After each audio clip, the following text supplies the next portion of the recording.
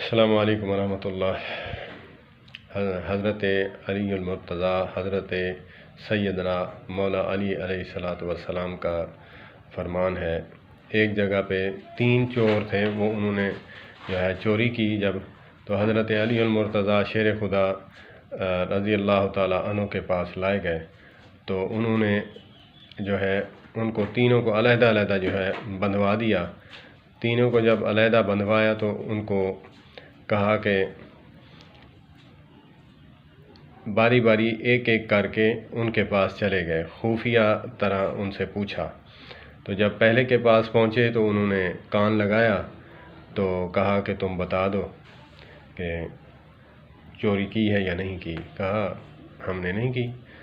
پھر ایسا ہی کیا، دوسرے کے پاس گئے، کہا کہ بات یہ ہے کہ اس نے تو جو بتایا ہے، جو بتانا تھا اس نے بتا دیا ہے، تم جو ہے کیا بولتے ہو؟ کہا کہ جی اس نے اگر کہا ہے چوری کی ہے تو ہم نے واقعی چوری کی ہے۔ تو حضرت علی المرتضیٰ شیر خدا رضی اللہ تعالیٰ عنہ نے وہاں کھڑے ہو کر کہا اللہ اکبر۔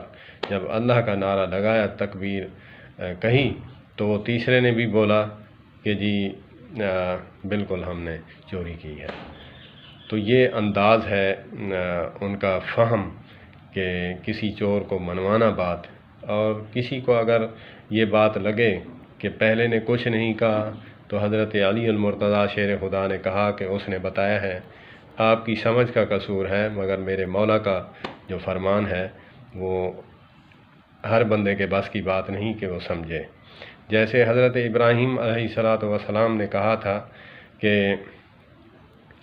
میں بیمار ہوں، لوگوں نے کہا کہ میلے پہ چلیں، وہاں پہ مشرکانہ اور رسومات یہ چیزیں ہوتی تھیں، تو حضرت ابراہیم علیہ الصلاۃ والسلام نے کہا میں بیمار ہوں، تو یہ بیماری جسمانی نہیں تھی، یہ روحانی بیماری تھی۔